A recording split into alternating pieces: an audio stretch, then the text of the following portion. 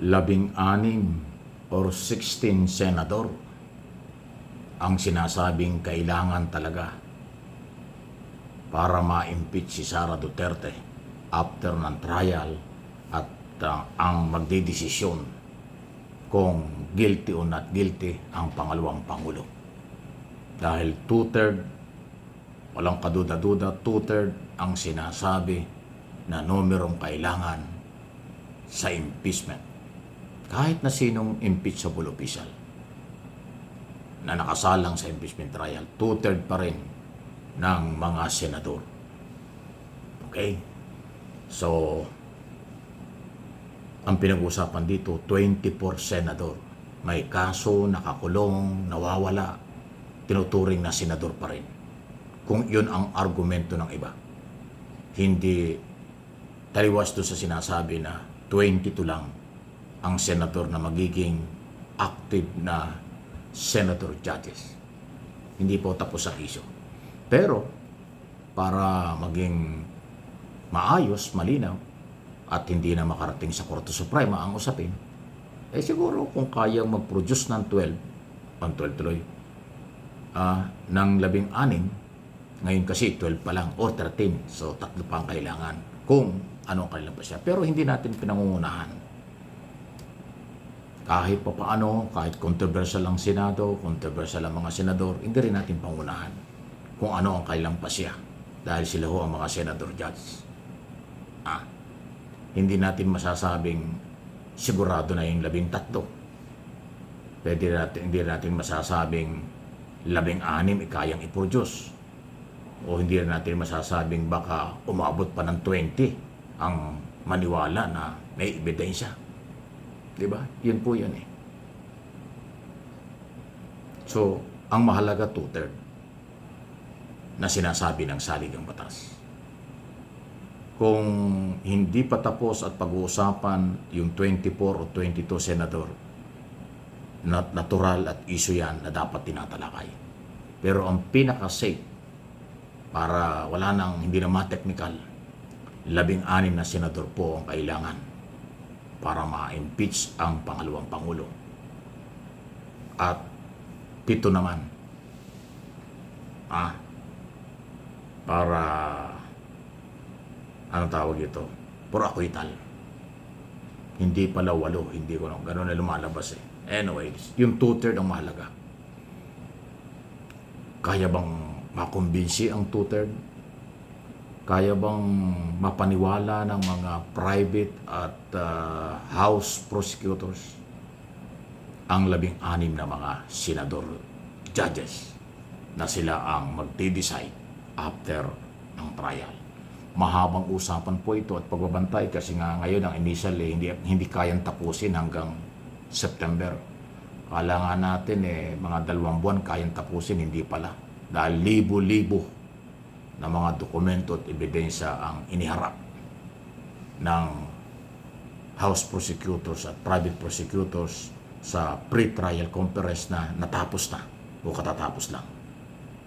So, kung libo-libong dokumento, ebidensya, isa-isa yun na ihaharap. Isa-isa yun na paninindigan, isa-isa yun na bibigay ng detalye. Kaya aabot ng hanggang September, baka lumampas pa raw po ang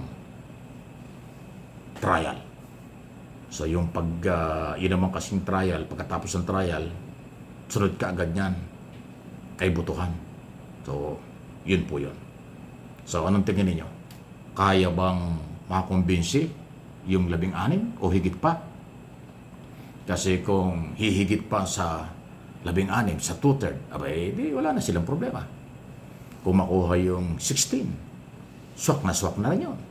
Kung hindi naman nila makukuha yun, di dismissal yung kaso. Madi-dismiss. So dismissal, hindi pala dismissal, I'm sorry. Not guilty o guilty. Not guilty or guilty. Not guilty pag hindi nakuha yung two-third. Guilty pag nakuha yung two-third o sumobra pa. Ayan. Yun po yung mangyayari. Kaya talagang paabang-abang talaga. Ano ha? Hindi tayo nagmamadali. Tumututok lang ko, pinapaliwanag ko yung punto ng mga nangyayari at pwedeng mangyari na ating aabangan para tayo magka-interest.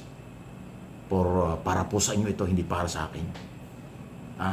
Para sa inyo ang impormasyong ganito na ating aabangan para meron kayong idea ano yung mga pwedeng mangyari sa actual trial at sa kanilang gagawing pagdidesisyon.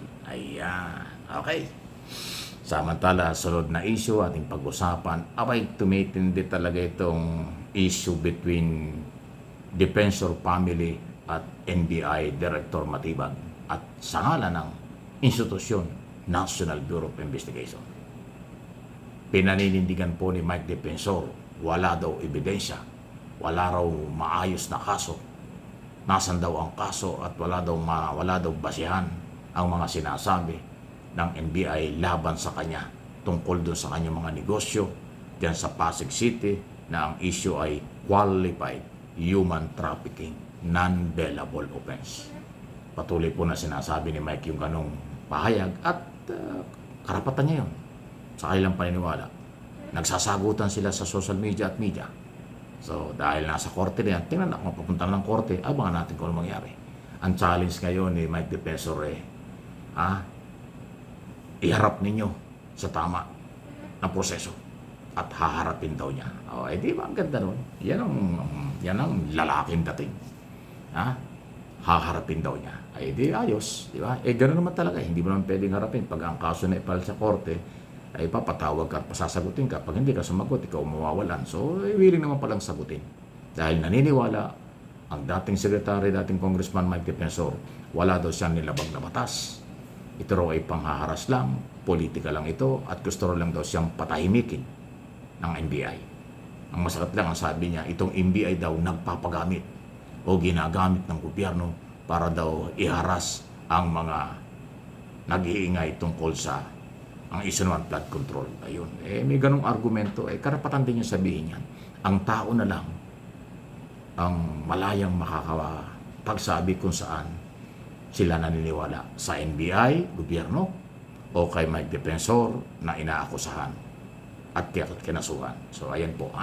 So, pareha silang mayroong panahon sa social media. Meron silang panahon para ipagtanggol ang kailang sarili sa tamang lugar, sa korte. Tingnan natin kung saan aabot ang usapin nito. Ang mabigat nga lang dito, siyempre, ang korte nang bahala. Pagka mayroong probable cause, may basihan, automatic ho kasi yan, mayroong warrant of arrest. At pag may warrant of arrest, ay maghuhulihan, may makukulong. Kasi nga, non-bailable yung kaso. Pero sabi niya, hindi ako natatakot dyan. Sabi niya, kaharapin ko yan. Wala naman kasi. Wala daw siyang nakikitang basihan kahit katiting. Ayun na, sige. Abangan lang. Please like and share, subscribe and follow.